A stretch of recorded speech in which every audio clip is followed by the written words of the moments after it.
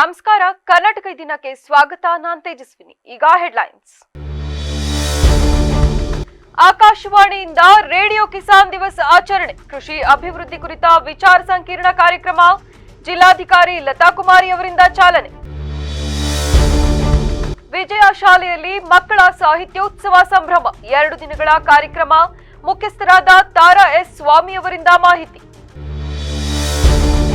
2026-27ನೇ ಸಾಲಿನ ರಾಜ್ಯ ಬಜೆಟ್ ಹಿನ್ನೆಲೆ ಸಾಮಾಜಿಕ ನ್ಯಾಯಕ್ಕೆ ಆದ್ಯತೆ ನೀಡಿ ಎಸ್ಡಿಪಿಐ ಆಗ್ರಹ.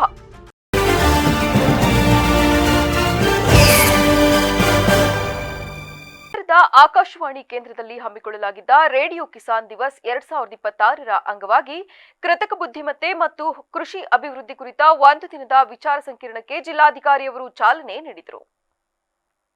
ಕಾರ್ಯಕ್ರಮವನ್ನು ಉದ್ಘಾಟಿಸಿ ಮಾತನಾಡಿದ ಅವರು, ಪ್ರಸ್ತುತ ಜಗತ್ತಿನಲ್ಲಿ ತಾಂತ್ರಿಕತೆಯನ್ನು ಅಳವಡಿಸಿಕೊಳ್ಳುವುದು ಅನಿವಾರ್ಯವಾಗಿದ್ದು, ಅದರಲ್ಲಿ ಕೃತಕ ಬುದ್ಧಿಮತ್ತೆಯ ಪಾತ್ರ ಅತ್ಯಂತ ಪ್ರಮುಖವಾಗಿದೆ ಎಂದು ತಿಳಿಸಿದರು. ರೈತರ ಪ್ರಮುಖ ಉದ್ದೇಶ ಕಡಿಮೆ ಬಂಡವಾಳದೊಂದಿಗೆ ಹೆಚ್ಚಿನ ಲಾಭ ಗಳಿಸುವುದಾಗಿದ್ದು, ಅದನ್ನು ತಂತ್ರಜ್ಞಾನದ ಮೂಲಕ ಸುಲಭವಾಗಿ ಸಾಧಿಸಬಹುದು ಎಂದರು.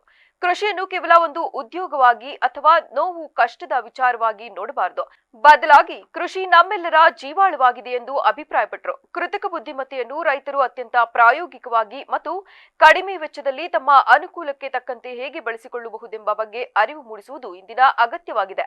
ಇತ್ತೀಚಿನ ದಿನಗಳಲ್ಲಿ ನಮ್ಮ ರೈತರು ತಂತ್ರಜ್ಞಾನವನ್ನು ಬಳಸುವಲ್ಲಿ ಹೆಚ್ಚು ಬುದ್ಧಿವಂತಿಕೆ ಮತ್ತು ಜಾಣ್ಮೆಯನ್ನು ಪ್ರದರ್ಶಿಸಿ ಯಶಸ್ವಿ ಕೃಷಿಕರಾಗಿ ಹೊರಹೊಮ್ಮುತ್ತಿರುವುದು ಒಂದು ಆಶಾದಾಯಕ ಮತ್ತು ಉತ್ತಮ ಬೆಳವಣಿಗೆಯಾಗಿದೆ ಎಂದು ಜಿಲ್ಲಾಧಿಕಾರಿಯವರು ಹರ್ಷ ವ್ಯಕ್ತಪಡಿಸಿದರು. ಒಂದು ಮುಖ್ಯ ದ್ವಾರ ತೆಗೆದಾಗಿದೆ, ಎಂಟ್ರಿ ಆಗಿದೆ. ಆದರೆ ಅದನ್ನು ಯಾವ ರೀತಿ ನಮ್ಮ ರೈತರು ಕಡಿಮೆ ವೆಚ್ಚದಲ್ಲಿ, ಯಾಕಂದರೆ ನಮ್ಮ ರೈತರದ್ದು ಒಂದು ಮುಖ್ಯ ಧ್ಯೇಯ ಅಂದರೆ ಕಡಿಮೆ ಇನ್ವೆಸ್ಟ್ಮೆಂಟ್, ಕಡಿಮೆ ಬಂಡವಾಳ ಹಾಕಬೇಕು, ಹೆಚ್ಚಿನ ಲಾಭವನ್ನು ಪಡಿಬೇಕು. ಮತ್ತೆ ನಮ್ಮ ರೈತರಿಗೆ ಇದು ಒಂದು ಉದ್ಯಮ. ಈಗ ಏನು ನಾವು ಹೇಳ್ತೇವೆ ಕೃಷಿ ಅಂದ ತಕ್ಷಣ ಅದು ತುಂಬನೇ ನೋವು ಕೊಡೋ ವಿಚಾರ ಅಂತ ಹೇಳಿ ಎಷ್ಟೋ ರೈತರು ನೋವನ್ನು ಅನುಭವಿಸ್ತಾರೆ. ಅದು ನೋವಿಂದು ಅಲ್ಲ. ನಾವೆಲ್ಲ ತಿಳಿದಿರೋ ಹಾಗೆ ನಮ್ಮ ಭಾರತದಲ್ಲಿ, ನಮ್ಮ ದೇಶದಲ್ಲಿ ಕೃಷಿ ಒಂದು ಉದ್ಯೋಗ ಅಲ್ಲ, ಇದು ನಮ್ಮ ಜೀವಾಳ, ನಮ್ಮ ಜೀವನ ಶೈಲಿ. ಕೃಷಿಯೇ ಜೀವನ ರೀತಿಯಲ್ಲಿ ಆಗೋಗಿದೆ. ಹಾಗಾಗಿ ಅದನ್ನು ಯಾರೂ ಹೊರತುಪಡಿಸಲಿಕ್ಕೆ ಸಾಧ್ಯ ಇಲ್ಲ. ಕೃತಕ ಬುದ್ಧಿಮತ್ತೆಯನ್ನು ಯಾವ ರೀತಿ ಕೃಷಿಕರು ತುಂಬ ಪ್ರಾಯೋಗಿಕವಾಗಿ ಮತ್ತೆ ತಮ್ಮ ಅನುಕೂಲಕ್ಕಾಗಿ ಯಾವ ರೀತಿ ಬಳಸ್ಕೊಳ್ಬಹುದು, ಮತ್ತೆ ಕಮ್ಮಿ ವೆಚ್ಚದಲ್ಲಿ. ನಮ್ಮ ರೈತರು ಸಹ ಈಗ ಬುದ್ಧಿವಂತರಾಗ್ತಾ ಇದ್ದಾರೆ. ನಗರದ ವಿಜಯ ಶಾಲೆಯ ವತಿಯಿಂದ ಹಾಸನದ ಮಕ್ಕಳಿಗಾಗಿ ವಿಶೇಷವಾಗಿ ರೂಪಿಸಲಾದ the Hassan literature festival children edition February 28 ಮತ್ತು ಮಾರ್ಚ್ 1, 2026ರಂದು ಚಿಕ್ಕಹೊನ್ನೆನಹಳ್ಳಿಯ ಕ್ಯಾಂಪಸ್ನಲ್ಲಿ ಆಯೋಜಿಸಲಾಗಿದೆ ಎಂದು ಶಾಲೆಯ ಮುಖ್ಯಸ್ಥರಾದ ತಾರಾ ಎಸ್ ಸ್ವಾಮಿ ತಿಳಿಸಿದರು. ಸುದ್ದಿಗೋಷ್ಠಿಯಲ್ಲಿ ಮಾತನಾಡಿದ ಅವರು, ಮಕ್ಕಳಲ್ಲಿ ಬಾಲ್ಯದಿಂದಲೇ ಓದುವ ಹವ್ಯಾಸ ಬೆಳೆಸುವ ಮತ್ತು ಸಾಹಿತ್ಯ ಸಂಸ್ಕೃತಿಯನ್ನು ಪರಿಚಯಿಸುವ ಉದ್ದೇಶದಿಂದ ಈ ಸಾರ್ವಜನಿಕ ಕಾರ್ಯಕ್ರಮವನ್ನು ಖ್ಯಾತ ಲೇಖಕ ಗಿರೀಶ್ ರಾವ್ ಹತ್ವಾರ್ ಹಾಗೂ ಕರ್ನಾಟಕ ಕಾರ್ಯನಿರತ ಪತ್ರಕರ್ತರ ಸಂಘದ ಉಪಾಧ್ಯಕ್ಷ ಎಚ್.ಬಿ. ಮದನ್ ಗೌಡ ಉದ್ಘಾಟಿಸಲಿದ್ದಾರೆ. 2 ದಿನಗಳ ಈ ಉತ್ಸವದಲ್ಲಿ ಮಕ್ಕಳ ಲೇಖಕರೊಂದಿಗೆ ಸಂವಾದ, ಕಥೆ ಹೇಳುವ ಕಾರ್ಯಕ್ರಮಗಳು, ಸೃಜನಾತ್ಮಕ ಬರವಣಿಗೆ ಕಾರ್ಯಾಗಾರಗಳು ಹಾಗೂ ವಿದ್ಯಾರ್ಥಿಗಳಿಂದಲೇ ಶೇಕ್ಸ್ಪಿಯರ್ ಮತ್ತು ತೆನಾಲಿ ರಾಮಕೃಷ್ಣರ ಕೃತಿಗಳ ನಾಟಕ ಪ್ರದರ್ಶನಗಳು ನಡೆಯಲಿವೆ. ಸಪ್ನಾ ಬುಕ್ ಹೌಸ್ ವತಿಯಿಂದ 1000ಕ್ಕೂ ಹೆಚ್ಚು ಪುಸ್ತಕಗಳ ಭವ್ಯ ಮೇಳ ಏರ್ಪಡಿಸಲಾಗಿದೆ. ಈ ವರ್ಷದ ವಿಶೇಷ ಆಕರ್ಷಣೆಯಾಗಿ ಬುಕರ್ ಪ್ರಶಸ್ತಿ ವಿಜೇತೆ ಬಾನು ಮುಷ್ತಾಕ್ ಅವರ ಹಾರ್ಟ್ ಲ್ಯಾಂಪ್ ಕೃತಿಯಿಂದ ಪ್ರೇರಿತವಾದ ಬಂಡಾಯವಾಲ್ ವೇದಿಕೆಯನ್ನು ಸಿದ್ಧಪಡಿಸಲಾಗಿದ್ದು, ಇದು ಸಮಾಜದ ಅಸಮಾನತೆ ಹಾಗೂ ಪ್ರಶ್ನಿಸುವ ಧೈರ್ಯದ ಬಗ್ಗೆ ಜಾಗೃತಿ ಮೂಡಿಸಲಿದೆ. ಆಸಕ್ತ ವಿದ್ಯಾರ್ಥಿಗಳು ಆನ್ಲೈನ್ ಮೂಲಕ ನೋಂದಾಯಿಸಿಕೊಳ್ಳಬಹುದಾಗಿದ್ದು, ಮೊದಲು ಬಂದವರಿಗೆ ಆದ್ಯತೆ ನೀಡಲಾಗುವುದು ಎಂದರು. ಓದುವ ಸಂಸ್ಕೃತಿಯ ಬಗ್ಗೆ ಒಂದು ಹೆಚ್ಚಿನ ಅರಿವನ್ನು ಮಕ್ಕಳಲ್ಲಿ ಮತ್ತು ಮಕ್ಕಳ ತಂದೆ ತಾಯಿಯಲ್ಲಿ ಮೂಡಿಸುವಂಥದ್ದು.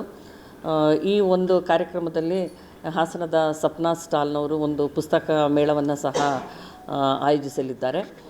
ಹಾಗೆ ನಾವು ಬೆಂಗಳೂರು ಮತ್ತು ಬೇರೆ ಜಿಲ್ಲೆಗಳಲ್ಲಿರುವ ಲೇಖಕರು, ಮಕ್ಕಳ ಪುಸ್ತಕಗಳನ್ನು ಬರೆದಿರುವಂತಹ ಲೇಖಕರನ್ನು ನಾವು ಆಹ್ವಾನಿಸಿದ್ದೇವೆ.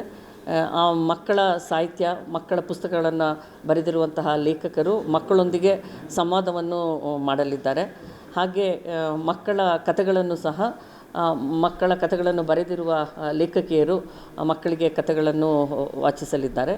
ಇದರ ಜೊತೆಗೆ ಕೆಲವು ಸ್ಟೂಡೆಂಟ್ ಲೆಡ್ ಆ್ಯಕ್ಟಿವಿಟೀಸು, ಅಂದರೆ ಮಕ್ಕಳೇ ಈಗ ಶೇಕ್ಸ್ಪಿಯರ್ ನಾಟಕ 2026-27ನೇ ಸಾಲಿನ ರಾಜ್ಯ ಬಜೆಟ್ನಲ್ಲಿ ಕರ್ನಾಟಕದ ಸಮಗ್ರ ಅಭಿವೃದ್ಧಿ ಹಾಗೂ ಶೋಷಿತ ವರ್ಗಗಳ ಕಲ್ಯಾಣಕ್ಕೆ ಆದ್ಯತೆ ನೀಡಿ ಜನತಾ ಬಜೆಟ್ ಮಂಡಿಸಬೇಕೆಂದು ಎಸ್ಡಿಪಿಐ ಆಗ್ರಹಿಸಿದೆ. ಸುದ್ದಿಗೋಷ್ಠಿಯಲ್ಲಿ ರಾಜ್ಯ ಪ್ರಧಾನ ಕಾರ್ಯದರ್ಶಿ ಅಪರ್ ಕೊಡ್ಲಿಪೇಟೆ ಮಾತನಾಡಿ, ಸಂವಿಧಾನದ ಸಾಮಾಜಿಕ ನ್ಯಾಯ ಹಾಗೂ ಸಮಾನತೆಯ ಆಶಯಗಳ ಆಧಾರದಲ್ಲಿ ಬಜೆಟ್ನಲ್ಲಿ ಶಿಕ್ಷಣ, ಆರೋಗ್ಯ, ಕಾರ್ಮಿಕ, ರೈತ, ಮಹಿಳೆ, ಅಲ್ಪಸಂಖ್ಯಾತರ ಕಲ್ಯಾಣಕ್ಕೆ ಹೆಚ್ಚಿನ ಅನುದಾನ ನೀಡಬೇಕೆಂದು ತಿಳಿಸಿದರು. ಪಕ್ಷದ ಜನತಾ ಬಜೆಟ್ ಹಕ್ಕೊತ್ತಾಯ ಪ್ರತಿಯನ್ನು ಬೆಂಗಳೂರಿನ ಫ್ರೀಡಂ ಪಾರ್ಕ್ನಲ್ಲಿ ಸಾರಿಗೆ ಸಚಿವರಾದ ರಾಮಲಿಂಗಾರೆಡ್ಡಿ ಅವರಿಗೆ ತಲುಪಿಸಿದ್ದೇವೆ. ಅದು ಈಗಾಗಲೇ ಮುಖ್ಯಮಂತ್ರಿಯವರಿಗೆ ತಲುಪಿದ್ದು ಸರ್ಕಾರಕ್ಕೆ ಸಲ್ಲಿಸಲಾಗಿದೆ ಎಂದು ತಿಳಿಸಿದರು. ಇದು ಕೇವಲ ರಾಜ್ಯದ ರಾಜಧಾನಿಯಲ್ಲಿ ನಡೆದರೆ ಮಾತ್ರ ಸಾಲದು. ಕರ್ನಾಟಕದ ಪ್ರತಿ ಜಿಲ್ಲೆಯ ಜನಪ್ರತಿನಿಧಿಗಳಿಗೆ ಈ ಜನತಾ ಬಜೆಟ್ ಪುಸ್ತಕವನ್ನು ಕೊಡುವ ಮೂಲಕ ಶಾಸನ ಸಭೆಗಳಲ್ಲಿ ಸಚಿವ ಸಂಪುಟದಲ್ಲಿ ಇದರ ಕುರಿತು ಚರ್ಚಿಸಬೇಕೆಂದು ಇದನ್ನು ನೀಡುತ್ತಿದ್ದೇವೆ.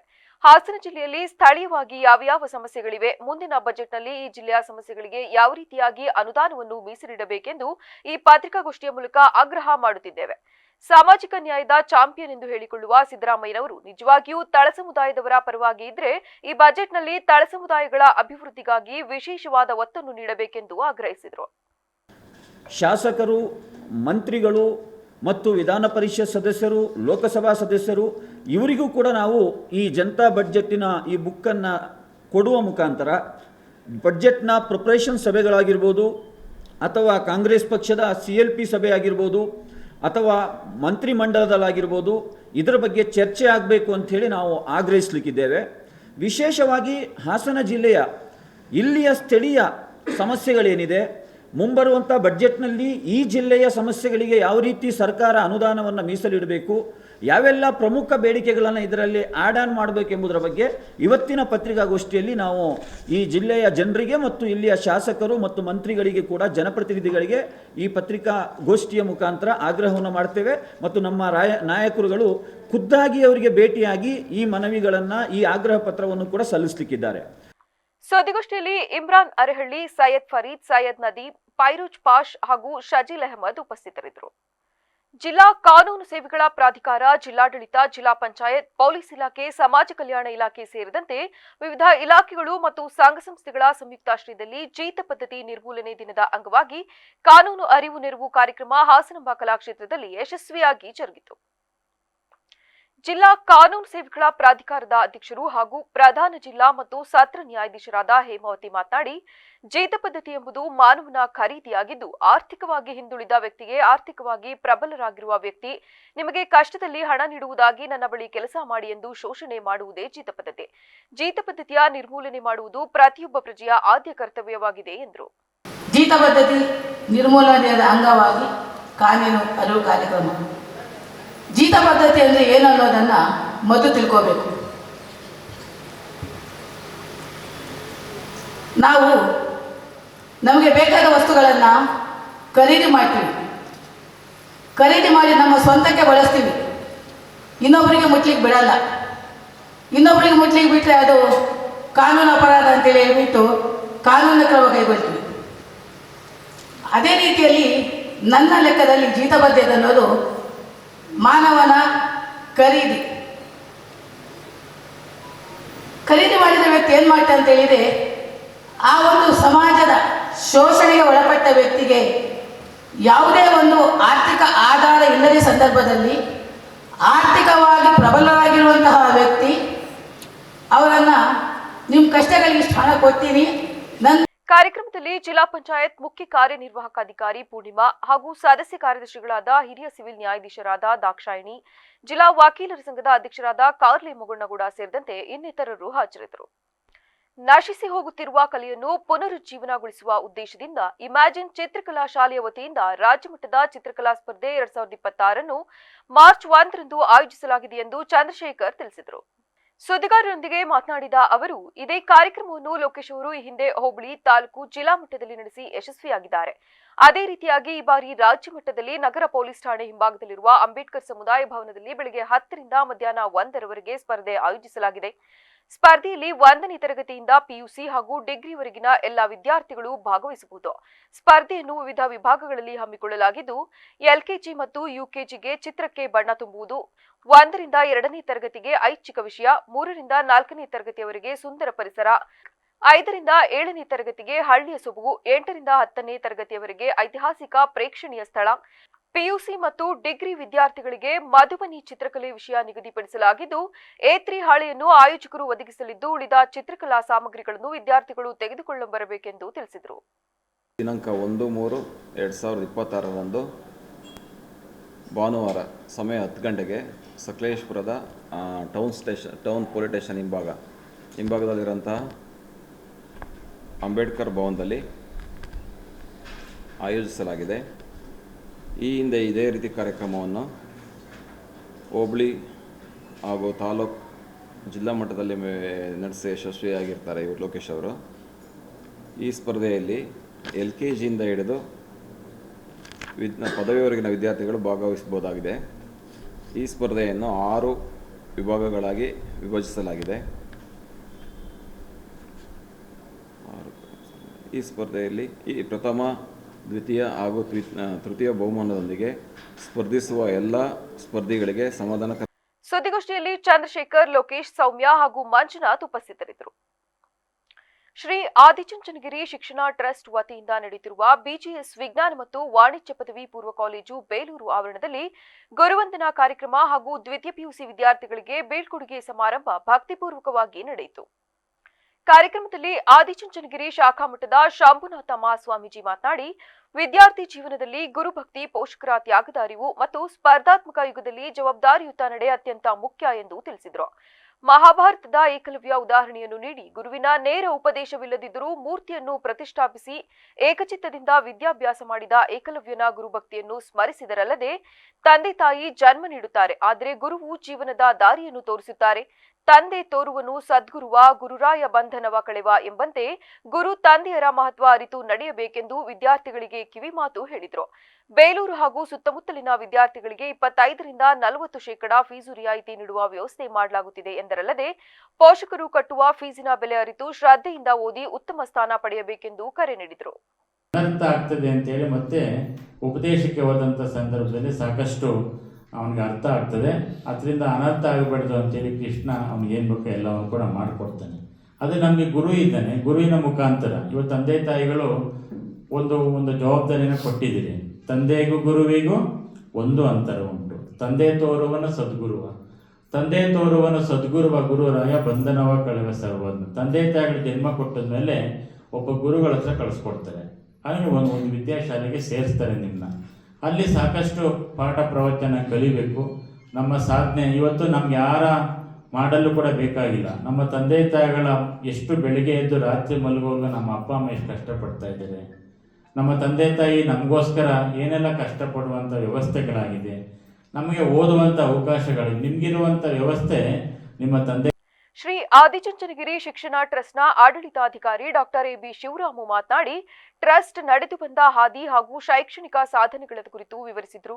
ಪ್ರಿ-KG ಹಂತದಿಂದ PhD ಮಟ್ಟದವರೆಗೆ ಶಿಕ್ಷಣದ ಅವಕಾಶ ಒದಗಿಸುತ್ತಿರುವ ಟ್ರಸ್ಟ್ ಅಡಿಯಲ್ಲಿ ಸುಮಾರು 120 PU ಕಾಲೇಜುಗಳು ಕಾರ್ಯನಿರ್ವಹಿಸುತ್ತಿದ್ದು 28,000ಕ್ಕೂ ಹೆಚ್ಚು ವಿದ್ಯಾರ್ಥಿಗಳು ವ್ಯಾಸಂಗ ಮಾಡುತ್ತಿದ್ದಾರೆಂದು ತಿಳಿಸಿದರು. ಇತ್ತೀಚಿನ JEE ಪರೀಕ್ಷೆಯಲ್ಲಿ 150ಕ್ಕೂ ಹೆಚ್ಚು ವಿದ್ಯಾರ್ಥಿಗಳು 90%ಗೂ ಅಧಿಕ ಅಂಕಗಳನ್ನು ಗಳಿಸಿರುವುದು ಸಂಸ್ಥೆಯ ಶೈಕ್ಷಣಿಕ ಬದ್ಧತೆಯ ಪ್ರತೀಕವಾಗಿದೆ ಎಂದು ತಿಳಿಸಿದರು. ಸಂಸ್ಥೆಯ ಲಾಭವನ್ನು ಸಮಾಜಮುಖಿ ಕಾರ್ಯಗಳಿಗೆ ಹಾಗೂ ಶಿಕ್ಷಣಾಭಿವೃದ್ಧಿಗೆ ಮರು ವಿನಿಯೋಗಿಸುವ ಮಟ್ಟದ ಸಾಮಾಜಿಕ ಕಳಕಳಿಯನ್ನು ಕೊಂಡಾಡಿದರಲ್ಲದೆ, ಮುಂದಿನ ವರ್ಷಗಳಲ್ಲಿ ಇನ್ನಷ್ಟು ಆಧುನಿಕ ಸೌಲಭ್ಯಗಳೊಂದಿಗೆ ಸಂಸ್ಥೆಯು ಸುಸಜ್ಜಿತ ಶಿಕ್ಷಣ ಕೇಂದ್ರವಾಗಿ ಬೆಳೆಯಲಿದೆ ಎಂಬ ವಿಶ್ವಾಸವನ್ನು ವ್ಯಕ್ತಪಡಿಸಿದರು. LKGಗೂ ನೋಡ್ತೀನಿ, PhD ಅಂತ ಒಂದು ಭಾಗ್ಯ ನನ್ನಂಥ ಸಾಧಾರಣ ಶಿಕ್ಷಕನಿಗೆ ಸಿಗುವಂತಹದ್ದು ಒಂದು ಸಾಧ್ಯ ಆಗೋದಾದರೆ ಅದಕ್ಕೆ ಕಾರಣ ಪರಮಪೂಜ್ಯ ಜಗದ್ಗುರು ಶ್ರೀ ಶ್ರೀ ಶ್ರೀ ಡಾಕ್ಟರ್ ಬಾಲಗಂಗಾಧರನಾಥ ಮಹಾಸ್ವಾಮೀಜಿಯವರು. ನನಗೆ ಪೂಜ್ಯ ಸ್ವಾಮೀಜಿಯವರು ಹಪ್ಪಣೆ ಮಾಡಿದರು, ಒಂದು 3 ಸಾಲಿನಾದರೂ ಈ ಕಾಲೇಜಿಗೆ ಬರಬೇಕು ಅಂತ. ಅವ್ರ ಕ್ಷಮಾಪಣೆ ಕೇಳ್ತಿದ್ದೀನಿ. ಕಾರಣ ನಮ್ಮಲ್ಲಿ PU ಕಾಲೇಜುಗಳೇ ಸುಮಾರು 120 ಇದೆ. 28,000 ಜನ ಮಕ್ಕಳು PUCನಲ್ಲಿ ಓದ್ತಿದ್ದಾರೆ. ನಿನ್ನೆ ನಾನು JEE ರಿಸಲ್ಟನ್ನು ತಗೊಂಡೆ, ಮೊನ್ನೆ ಬಂದಿದೆ ನಮ್ಮ ಸಂಸ್ಥೆದೆಲ್ಲ. ಇಡೀ ಭಾರತದಲ್ಲಿ ಇರ್ತಕ್ಕಂಥ ಶಿಕ್ಷಣ ಸಂಸ್ಥೆಗಳು ಯಾರು ಒಂಥರ ಬಿಸಿನೆಸ್ ಸೆಂಟರ್ ತರ ಮಾಡ್ಕೊಂಡಿದ್ದಾರೆ. ಈ ಸಂದರ್ಭದಲ್ಲಿ ಪ್ರಾಂಶುಪಾಲ ದಿವ್ಯಕುಮಾರ್, ಪತ್ರಕರ್ತರ ಸಂಘದ ಅಧ್ಯಕ್ಷ BB ಶಿವರಾಜ್ ಹಾಗೂ ಶಿಕ್ಷಕ ವೃಂದದವರು ಉಪಸ್ಥಿತರಿದ್ದರು. ಪಟ್ಟಣದ ಇಂದಿರಾ ಕ್ಯಾಂಟೀನ್ ಮುಂಭಾಗದಲ್ಲಿನ ರಸ್ತೆ ಅಭಿವೃದ್ಧಿ ಕಾಮಗಾರಿಗೆ ಶಾಸಕ ಎ ಮಂಜು ಅವರು ಭೂಮಿ ಪೂಜೆ ಸಲ್ಲಿಸಿದ್ದಾರೆ. ಬುಧವಾರ ಪಟ್ಟಣದ ಇಂದಿರಾ ಕ್ಯಾಂಟೀನ್ ಮುಂಭಾಗದಲ್ಲಿ ರಸ್ತೆ ಅಭಿವೃದ್ಧಿ ಕಾಮಗಾರಿಗೆ ಭೂಮಿ ಪೂಜೆ ಸಲ್ಲಿಸಿ ಮಾತನಾಡಿದ ಅವರು, ಡಿಗ್ರಿ ಕಾಲೇಜಿನಿಂದ ಆರಂಭಗೊಳ್ಳುವ ರಸ್ತೆ ತಾಲೂಕು ಕಚೇರಿ ತನಕ 30 ಮೀಟರ್ ಅಂತರದಲ್ಲಿ ಅಭಿವೃದ್ಧಿಗೊಳ್ಳಲಿದೆ. ಇದರೊಂದಿಗೆ 2 ಮೀಟರ್ ಸಾರ್ವಜನಿಕ ಫುಟ್ಪಾತ್, 2 ಕಡೆಯೂ ಚರಂಡಿ ನಿರ್ಮಾಣಗೊಳ್ಳಲಿದೆ. ಪ್ರಮುಖವಾಗಿ ಬಸವೇಶ್ವರ ವೃತ್ತ, ಆನಕ್ರೂ ವೃತ್ತ, ದೊಡ್ಡಮ್ಮ ವೃತ್ತ ಮತ್ತು ನಂಜೇಗೌಡ ವೃತ್ತಗಳ ಬಳಿ ವಿಶೇಷವಾಗಿ ರಸ್ತೆ ಅಭಿವೃದ್ಧಿಗೊಳ್ಳಲಿದೆ. ಸಾರ್ವಜನಿಕರು ಖುದ್ದು ನಿಂತು ರಸ್ತೆ ಅಭಿವೃದ್ಧಿಯನ್ನು ಮಾಡಿಸಿಕೊಂಡು ಪಟ್ಟಣದ ಅಂದಕ್ಕೆ ಸಹಕಾರ ನೀಡಬೇಕೆಂದು ಮನವಿ ಮಾಡಿದರಲ್ಲದೆ, ಈ ನೂತನ ರಸ್ತೆ ಅಭಿವೃದ್ಧಿಗೆ ಹೊಂದಿಕೊಂಡಂತೆ ಒಟ್ಟು 27 ಸಂಪರ್ಕ ರಸ್ತೆಗಳು ಬರುತ್ತವೆ. ಇವುಗಳಿಗೆ 30 ಮೀಟರ್ ದೂರದ ತನಕ ಇದೇ ಮಾದರಿಯಲ್ಲಿ ಅಂತಹ ರಸ್ತೆಗಳನ್ನು ಸಹ ಅಭಿವೃದ್ಧಿಗೊಳಿಸಬೇಕಿದೆ. ಮುಂದಿನ ದಿನಗಳಲ್ಲಿ ಮಳೆಗಾಲ ಆರಂಭಗೊಳ್ಳುವ ಸೂಚನೆ ಇದ್ದು, ತ್ವರಿತವಾಗಿ ರಸ್ತೆ ಕಾಮಗಾರಿಯನ್ನು ಕೈಗೊಂಡು ನಿಗದಿತ ಅವಧಿಯಲ್ಲಿ ಗುಣಮಟ್ಟದಿಂದ ರಸ್ತೆಯನ್ನು ನಿರ್ಮಿಸಿಕೊಡಬೇಕೆಂದು ಎಂಜಿನಿಯರ್ ಗುತ್ತಿಗೆದಾರರಿಗೆ ಸೂಚನೆ ನೀಡಿದರು. ಅಂಡರ್ ರೋಡ್ ನಲ್ಲಿ ನಿಮಗೆ ಕಟ್ಕೊಂಡು ಸಸ್ಪೆಂಡ್ ಆಯ್ತೀಯಾ? ನೋಟಿಸ್ ಕೊಟ್ಬಿಟ್ಟು ಅವ್ರು ತಗ್ಸ್ಬೇಕು. ಹೇಳ್ಬೇಕು ನಿಮ್ಗೆ ಗೊತ್ತೇನ್ರಿ? ಅಲ್ಲಿ ಲೈನಲ್ಲಿ ನೋಡಿದ್ರೆ ನೀವು ನಾವು ಕೆಟ್ಟದಾಗಬೇಕು. ನೀವು ದುಡ್ಡು ಇಸ್ಕೊಂಡು ಒಳ್ಳೆದಾಗ್ಬಿಡೋದ?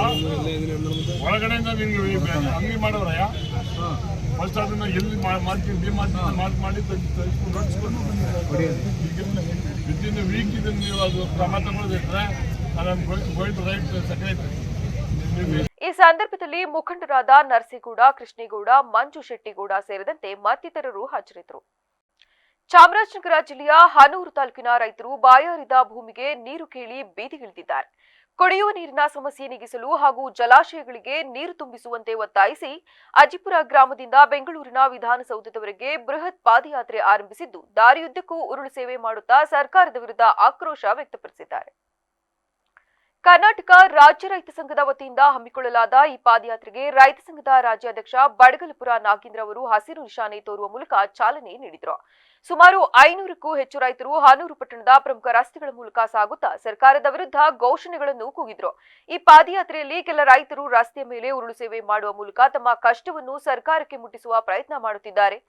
ರಾಜ್ಯ ಕಾಯಂ ಸದಸ್ಯ ಮಹೇಶ್ ಕುಮಾರ್ ಅವರ ನೇತೃತ್ವದಲ್ಲಿ ನಡೆದ ಈ ಉರುಳು ಸೇವೆ ಜನರ ಗಮನ ಸೆಳೆದಿದ್ದು, ಉಡುತೆರೆ ಜಲಾಶಯದ 490 ಕೋಟಿ ರು ಮೊತ್ತದ ಡಿಪಿಆರ್ ಯೋಜನೆಗೆ ಬಜೆಟ್ನಲ್ಲಿ ಕೂಡಲೇ ಅನುದಾನ ಘೋಷಿಸಬೇಕು. ತಾಲೂಕಿನ ಬತ್ತಿದ ಕೆರೆಗಳಿಗೆ ನೀರು ತುಂಬಿಸುವ ಶಾಶ್ವತ ಯೋಜನೆ ಜಾರಿಗೊಳಿಸಬೇಕು. ಗೋಪಿನಾಥಂ ಗ್ರಾಮ ಪಂಚಾಯಿತಿ ವ್ಯಾಪ್ತಿಯ ಹಳ್ಳಿಗಳಿಗೆ ತಡೆರಹಿತ ವಿದ್ಯುತ್ ಮತ್ತು ರಸ್ತೆ ಸೌಲಭ್ಯ ನೀಡಬೇಕೆಂದು ಸರ್ಕಾರದ ವಿರುದ್ಧ ಘೋಷಣೆಗಳನ್ನು ಕೂಗುತ್ತಾ ಪ್ರತಿಭಟನೆ ನಡೆಸಿದ್ದಾರೆ. ಅದಕ್ಕೆ ನಾವು ಪಾದಯಾತ್ರೆ ಮಾಡ್ತೀವಿ. ಅರ್ಥಾಯ್ತಿರೋದು ಶಕ್ತಿ ಇಲ್ಲರಾಗಿರೋದ್ರಿಂದ ಕುಡಿಯೋ ನೀರಿಗಿರುವಂಥದ್ದು ಜನಾಂದೋಲನಗಳ ಮುಖಾಂತರನೇ ಸರ್ಕಾರವನ್ನು ಮಣಿಸಬೇಕು ಅಂತ ಇವತ್ತು ಹೊರಟಿದ್ರಿ. ಇದಕ್ಕೆ ಗೆದ್ದೇ ಗೆಲ್ತೀರಿ, ಜಯ ಆಗುತ್ತೆ. ಈಗಾಗಲೇ ನಮ್ಮ ಮಂಡ್ಯ ಜಿಲ್ಲೆ ರೈತ ಸಂಘ, ರಾಮನಗರ ಜಿಲ್ಲೆ ರೈತ ಸಂಘ ನೀವು ಪೂರ್ತಿ ಬೆಂಗಳೂರು ಬಿಡದಿ ದಾಟುವವರು ಕೂಡ ನೀವು ತಂಗಕ್ಕೆ ಊಟಕ್ಕೆ ಎಲ್ಲ ವ್ಯವಸ್ಥೆಯನ್ನು ಮಾಡಿದ್ದಾರೆ. ಮತ್ತೆ ಸರ್ಕಾರಕ್ಕೆ ನಮ್ಗೆ ಏನ್ ಬಜೆಟ್ ಅಲ್ಲಿ ಹಣವನ್ನ ಅನೌನ್ಸ್ ಮಾಡಕಂತ ನಾವು ಒಂದು ತೀರ್ಮಾನ ತಗೊಂಡಿದ್ದೀವಿ. ಎಲ್ಲರೂ ಕೂಡ ಮಾಡಬೇಕಂತ ನಾನು ಕೇಳ್ಕೊತೀನಿ. ಹಾಗೆ ನೋಡಿ, ನಮ್ಮ ಗೋಪಿನಾಥ ಗ್ರಾಮ ಪಂಚಾಯತಿಗೆ ಸೇರಿದ ಆಲಂಬಡಿ ಗ್ರಾಮ, ಮಾರಿಕೋಟೆ, ಜಂಬುಪಟ್ಟಿ, ಅಬ್ಬಪಟ್ಟಿ, ಕುಂಗಮಾತು ಹೋರಾಟದಲ್ಲಿ ಸಂಘದ ಕಾರ್ಯಾಧ್ಯಕ್ಷ ಮಹೇಶ್ ಪ್ರಭು, ಹೆಬ್ಬಸೂರು ಬಸವಣ್ಣ, ಕೆಂಪೇಗೌಡ ಸೇರಿದಂತೆ ಮತ್ತಿತರರು ಭಾಗವಹಿಸಿದರು. ನಮ್ಮ ಕಾಂಗ್ರೆಸ್ ಸರ್ಕಾರ ನುಡಿದಂತೆ ನಡೆಯುತ್ತಿದೆ. ಭರವಸೆ ಕೊಟ್ಟಂತೆ ಪಂಚ ಗ್ಯಾರಂಟಿ ಯೋಜನೆಗಳನ್ನು ಜಾರಿಗೆ ತಂದು ಅವುಗಳಿಗಾಗಿಯೇ ವರ್ಷಕ್ಕೆ 56,000 ಕೋಟಿ ರು ಮೀಸಲಿಟ್ಟು ಇತರೆ ಅಭಿವೃದ್ಧಿಗೂ ಅನುದಾನ ನೀಡುತ್ತಿದೆ ಎಂದು ಶಾಸಕ ಡಿ ರವಿಶಂಕರ್ ತಿಳಿಸಿದ್ದಾರೆ.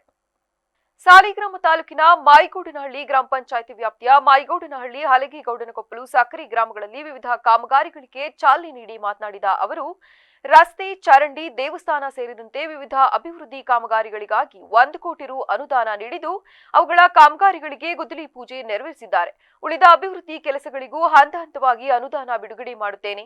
ತುರ್ತಾಗಿ ಆಗಬೇಕಾದ ಕೆಲಸ ಕಾರ್ಯಗಳ ಬಗ್ಗೆ ಗ್ರಾಮದಲ್ಲಿ ಹಿರಿಯ ಮತ್ತು ಯುವ ಮುಖಂಡರು ಚರ್ಚಿಸಿ ಅಂತಹ ಕಾಮಗಾರಿಗಳನ್ನು ಶೀಘ್ರದಲ್ಲೇ ಮಾಡಿಸಿಕೊಡುತ್ತೇನೆಂದು ಭರವಸೆ ನೀಡಿದರು.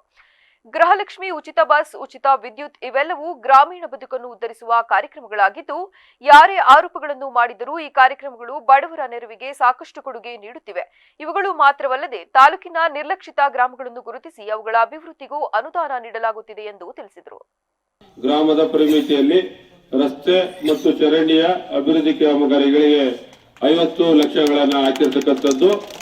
ಜೊತೆಗೆ ನಮ್ಮ ಇಲ್ಲಿರ್ತಕ್ಕಂಥ 2 ದೇವಸ್ಥಾನಗಳಿಗೆ, ಒಂದು ದಣ್ಣಮ್ಮ ದೇವಸ್ಥಾನ ಮತ್ತು ಮತ್ತೊಂದು ಗಂಗಾಳಮ್ಮ ದೇವಸ್ಥಾನಕ್ಕೆ 10 ಲಕ್ಷ ಅನುದಾನವನ್ನ ಹಾಕಿ ಒಟ್ಟಾರೆಯಾಗಿ 60. ಈ ಸಂದರ್ಭದಲ್ಲಿ ತಾಲೂಕು ಪಂಚಾಯಿತಿ ಮಾಜಿ ಅಧ್ಯಕ್ಷ ಹಾಡ್ಯ ಮಹದೇವಸ್ವಾಮಿ, ಬ್ಲಾಕ್ ಕಾಂಗ್ರೆಸ್ ಅಧ್ಯಕ್ಷ ದಮನಹಳ್ಳಿ ಉದಯ್, ಮಾಯಿಗೋಡಿನಹಳ್ಳಿ ಗ್ರಾಮ ಪಂಚಾಯಿತಿ ಮಾಜಿ ಅಧ್ಯಕ್ಷ ಮಹೇಶ್, ಪಿಡಿಒ ರಾಜೇಶ್, ಎಂಜಿನಿಯರ್ ತುಳಸಿಕುಮಾರ್ ಸೇರಿದಂತೆ ಮತ್ತಿತರರು ಹಾಜರಿದ್ದರು. ರೇಷ್ಮೆ ಮಾರುಕಟ್ಟೆ ಹಾಗೂ ರೇಷ್ಮೆ ನೂಲು ತೆಗೆಯುವ ಫ್ಯಾಕ್ಟರಿಯು ರೈತರು ಹಾಗೂ ಕಾರ್ಮಿಕರ ಬದುಕಿಗೆ ವರದಾನವಾಗಿದ್ದು, ಮೈಸೂರು ಮಹಾರಾಜರು ನಿರ್ಮಿಸಿದ ಸಿಲ್ಕ್ ಫ್ಯಾಕ್ಟರಿ ಆವರಣದಲ್ಲಿ ತಾಲೂಕು ಕ್ರೀಡಾಂಗಣ ಮಾಡುವುದನ್ನು ಕರ್ನಾಟಕ ರಾಜ್ಯ ರೈತ ಸಂಘ ಮೂಲ ಸಂಘಟನೆ ಪ್ರಬಲವಾಗಿ ವಿರೋಧಿಸುತ್ತದೆ ಎಂದು ಮೈಸೂರು ಜಿಲ್ಲಾಧ್ಯಕ್ಷ ಬನ್ನೂರು ನಾರಾಯಣಗೌಡ ತಿಳಿಸಿದರು. ಪಟ್ಟಣದ ಜೋಡಿ ರಸ್ತೆಯಲ್ಲಿ ಬರುವ ಸಿಲ್ಕ್ ಫ್ಯಾಕ್ಟರಿ ಮುಂಭಾಗ ಸಿಲ್ಕ್ ಫ್ಯಾಕ್ಟರಿಯ ಹೆಚ್ಚುವರಿ ಜಾಗದಲ್ಲಿ ಸರ್ಕಾರ ಕ್ರೀಡಾಂಗಣ ನಿರ್ಮಿಸಲು ಹೊರಟಿರುವುದನ್ನು ವಿರೋಧಿಸಿ ಬಿಜೆಪಿ ಹಿರಿಯ ಮುಖಂಡ ತೋಟದಪ್ಪ ಬಸವರಾಜು ಹಾಗೂ ಪುರಸಭೆ ಮಾಜಿ ಸದಸ್ಯ ಹಾಗೂ ಚಲನಚಿತ್ರ ನಟರಾದ ಅರ್ಜುನ್ ಸಿ ರಮೇಶ್ ಅವರು ಕೈಗೊಂಡಿದ್ದ ಅಮರಣಾಂತ ಉಪವಾಸ ಸತ್ಯಾಗ್ರಹಕ್ಕೆ ಬೆಂಬಲ ನೀಡಿ ಮಾತನಾಡಿದರು. ಸರ್ಕಾರ ಕೈಗಾರಿಕಾ ಉದ್ಯಮವನ್ನು ಕಬಳಿಸಿ ಕ್ರೀಡಾಂಗಣ ನಿರ್ಮಾಣಕ್ಕೆ ಮುಂದಾಗಿರುವ ನಡೆಯನ್ನು ಖಂಡಿಸುತ್ತೇವೆ. ಗ್ರಾಮಾಂತರ ಪ್ರದೇಶಗಳಲ್ಲಿ ಉದ್ಯಮ ಸೃಷ್ಟಿ ಮಾಡುವುದು ತುಂಬಾ ಕಷ್ಟದ ಕೆಲಸ. ಅದು ಸರ್ಕಾರದ ಕೈಯಿಂದ ಆಗದೇ ಇರುವಂತಹ ಕೆಲಸ. ಅಂತಹದರಲ್ಲಿ ಮಹಾರಾಜರು ದೊಡ್ಡ ಮಟ್ಟದ ಜಾಗವನ್ನು ಕೊಟ್ಟು ಕೃಷಿಗೆ ಪೂರಕವಾಗಿ ಉದ್ಯೋಗ ಸೃಷ್ಟಿಸಿಕೊಟ್ಟಿದ್ದಾರೆ. ಅದನ್ನು ಉಳಿಸಿಕೊಳ್ಳುವುದು ನಮ್ಮೆಲ್ಲರ ಜವಾಬ್ದಾರಿ ಕೂಡ ಹೌದು. ಹಾಗಾಗಿ ಕ್ರೀಡಾಂಗಣವನ್ನು ವಿಶಾಲವಾದ ಸರ್ಕಾರಿ ಸ್ಥಳಗಳಲ್ಲಿ ಮಾಡಲಿ. ಸರ್ಕಾರ ಸಿಲ್ಕ್ ಫ್ಯಾಕ್ಟರಿಯ ಕಾರ್ಮಿಕರ ಹಿತಾಸಕ್ತಿ ಹಾಗೂ ಪರಿಸರ ಉಳಿಸಬೇಕೆಂದು ಆಗ್ರಹಿಸಿದರು. ಮಾರುಕಟ್ಟೆ ಕೂಡ ಇದೆ ನರಸೀಪುರದಲ್ಲಿ, ರೇಷ್ಮೆ ಮಾರುಕಟ್ಟೆ, ಮತ್ತೆ ಅದಕ್ಕೆ ಸಂಬಂಧಪಟ್ಟಂಗೆ ಕೈಗಾರಿಕಾ ಪ್ರದೇಶ ಕೂಡ ಇದು ಉದ್ಯಮ. ಈ ಉದ್ಯಮವನ್ನು ಇವತ್ತು ಕಬಳಿಸಿ ಒಂದು ಕ್ರೀಡಾಂಗಣವನ್ನು ಮಾಡ್ತಾ ಇರೋದು ನಾವು ಖಂಡನೆ ಮಾಡ್ತಾ ಇದ್ದೀವಿ. ಕಾರಣ ಇಷ್ಟೇ, ನಾವು ಕ್ರೀಡಾಂಗಣ ಮಾಡ್ತಾ ಇರೋ ವಿಚಾರದಲ್ಲಿ ಖಂಡನೆ ಮಾಡ್ತಾ ಇಲ್ಲ, ಕ್ರೀಡಾಂಗಣ ಮಾಡ್ತಾ ಇರುವಂಥ ಜಾಗದ ವಿಚಾರದಲ್ಲಿ ಖಂಡನೆ ಮಾಡ್ತಾ ಇದ್ದೀವಿ. ಒಂದು ಉದ್ಯಮವನ್ನು ಸೃಷ್ಟಿ ಮಾಡಲಿಕ್ಕೆ ಸರ್ಕಾರದ ಕೈಯಲ್ಲಿ ಆಗೋದಿಲ್ಲ. ಇವತ್ತು ಗ್ರಾಮೀಣ ಭಾಗದಲ್ಲಿ ಒಂದು ಉದ್ಯಮ ಸೃಷ್ಟಿ ಮಾಡಬೇಕು ಅಂದರೆ ತುಂಬ ಕಷ್ಟ. ಅಂಥದ್ರಲ್ಲಿ ಮಹಾರಾಜರೇ ಇವತ್ತು ದೊಡ್ಡ ಮಟ್ಟದ ಜಾಗವನ್ನು ಕೊಟ್ಟು ಕೊಡುಗೆಯಾಗಿ ಉದ್ಯಮ ಕೃಷಿ ಮತ್ತು ಕೃಷಿಗೆ ಪೂರಕವಾಗಿ ಉದ್ಯಮವನ್ನು ಸೃಷ್ಟಿ ಮಾಡಿರ್ತಕ್ಕಂಥದ್ದು, ಮಾರುಕಟ್ಟೆಯನ್ನು ಸೃಷ್ಟಿ ಮಾಡಿರ್ತಕ್ಕಂಥದ್ದು. ಗುಬ್ಬಿ ತಾಲೂಕಿನ ಹಾಗಲವಾಡಿ ಹೋಬಳಿಯ ಮುದ್ದೇನಹಟ್ಟಿ ಗ್ರಾಮದ ತಿಮ್ಮಕ್ಕ ಎಂಬುವರ ಮನೆಗೆ ಬೀಗ ಹಾಕಿ ರಾತ್ರಿ 3 ಗಂಟೆ ಸಮಯದಲ್ಲಿ ಕೊಟ್ಟಿಗೆಗೆ ಕಟ್ಟಿದ ಸುಮಾರು 11 ಮೇಕೆಗಳನ್ನು ಕದ್ದಿರುವ ಘಟನೆ ತಡವಾಗಿ ಬೆಳಕಿಗೆ ಬಂದಿದೆ. ಗ್ರಾಮದ ಮುಖಂಡ ಶಿವಕುಮಾರ್ ಮಾತನಾಡಿ, ಬಡ ಕುಟುಂಬದವರು ಮೇಕೆಗಳನ್ನು ಕಟ್ಟಿಕೊಂಡು ಜೀವನ ಸಾಗಿಸುತ್ತಿದ್ದೇವೆ. ರಾತ್ರಿ ಕಳ್ಳರು ಸುಮಾರು 11 ಮೇಕೆಗಳನ್ನು ಕದ್ದು ಪರಾರಿಯಾಗಿದ್ದಾರೆ.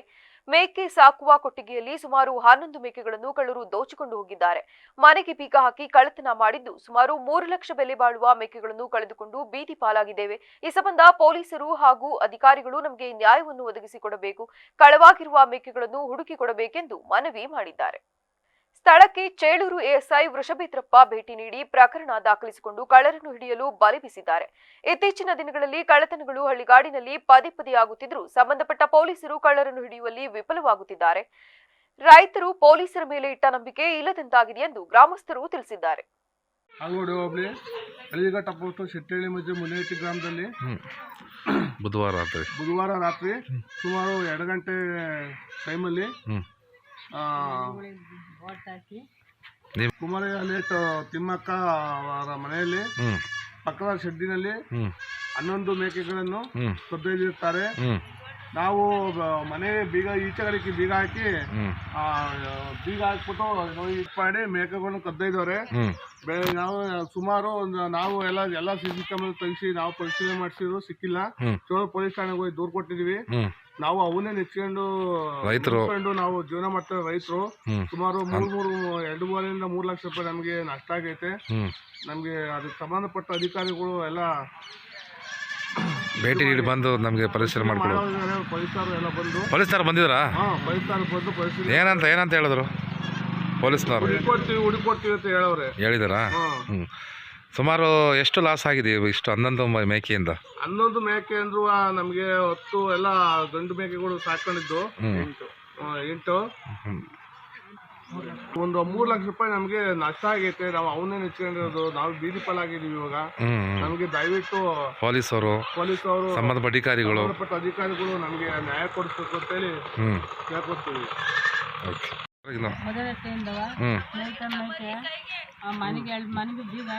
ಬುಧವಾರ ರಾತ್ರಿನಾ? ಬುಧವಾರ ನೈಟು 2 ಗಂಟೆ ಹಂಗೆ ಹೊಡ್ಕೊಂಡು ಹೋಗ್ಯಾರ. ಎಷ್ಟು ಮೇಕೆ ಎತ್ಕೊಂಡು ಹೋಗ್ಯಾರ? 11 ಮೇಕೆ 11 ಮೇಕೆ ಎಲ್ಲ ದೊಡ್ಡವ ಚಿಕ್ಕವ ಎಲ್ಲ ದೊಡ್ಡವೇ 800 ಮೂರು ದೊಡ್ಡ ಮೇಕೆ ಮರಿ ಸಣ್ಣ ಎಳೆ ಮರಿ ಬಿಟ್ಟಾರೆ ಅವರಿಂದ ಜೀವನ ಮಾಡ್ತಾ ಇದ್ದು ರೈತರು ನೀವು ರೈತರು ಮೇಕೆ ನಂಬ್ಕೊಂಡೆ ಜೀವನ ಮಾಡ್ತಿದ್ರಾ ಕೆಟ್ಟ ಜೀವನ ಮಾಡ್ತಾ ಇದ್ದು ಎಷ್ಟು ಲಾಸ್ ಆಯ್ತು ನಿಮಗೆ ಒಂದು 3 ಲಕ್ಷ ಲಾಸ್ ಆಯ್ತು ಪೊಲೀಸ್ನವ್ರು ಬಂದಿದ್ದ ಸ್ಥಳಕ್ಕೆ ಬಂದವ್ರೆ ಬಂದು ಏನಂದ್ರು ದೂರ ಕೊಟ್ಟಿದ್ದೀವಿ ಚೌಲೂರು ಠಾಣೆ ಪೊಲೀಸ್ ಠಾಣೆಗೆ ಕೊಟ್ಟಿದ್ದೀರಾ ಕೊಟ್ಟಿದ್ದೀವಿ ಏನಂತ ಹೇಳಿದ್ರು ಪೊಲೀಸ್ ಈ ಸಂದರ್ಭದಲ್ಲಿ ಶಿವಕುಮಾರ್, ತ್ರಿಮೂರ್ತಿ, ಮಹೇಶ್, ತಿಮ್ಮಕ್ಕ, ಲೋಕೇಶ್ ಭಾಗವಹಿಸಿದ್ರು. ಈಗ ಮತ್ತೊಮ್ಮೆ ಹೆಡ್ಲೈನ್ಸ್. ಆಕಾಶವಾಣಿಯಿಂದ ರೇಡಿಯೋ ಕಿಸಾನ್ ದಿವಸ್ ಆಚರಣೆ, ಕೃಷಿ ಅಭಿವೃದ್ಧಿ ಕುರಿತ ವಿಚಾರ ಸಂಕಿರಣ ಕಾರ್ಯಕ್ರಮ, ಜಿಲ್ಲಾಧಿಕಾರಿ ಲತಾ ಕುಮಾರಿ ಅವರಿಂದ ಚಾಲನೆ. ವಿಜಯ ಶಾಲೆಯಲ್ಲಿ ಮಕ್ಕಳ ಸಾಹಿತ್ಯೋತ್ಸವ ಸಂಭ್ರಮ, 2 ದಿನಗಳ ಕಾರ್ಯಕ್ರಮ, ಮುಖ್ಯಸ್ಥರಾದ ತಾರಾ ಎಸ್ ಸ್ವಾಮಿ ಅವರಿಂದ ಮಾಹಿತಿ. 2026-27ನೇ ಸಾಲಿನ ರಾಜ್ಯ ಬಜೆಟ್ ಹಿನ್ನೆಲೆ ಸಾಮಾಜಿಕ ನ್ಯಾಯಕ್ಕೆ ಆದ್ಯತೆ ನೀಡಿ ಎಸ್ಡಿಪಿಐ ಆಗ್ರಹ. ಕ್ಷಣ ಕ್ಷಣದ ಸುದ್ದಿಗಾಗಿ ನೋಡ್ತಾ ಇರಿ ವಿವಿಸಿ ಟಿವಿ, ಸತ್ಯದ ಕಡೆ ನಮ್ಮ ನಡೆ.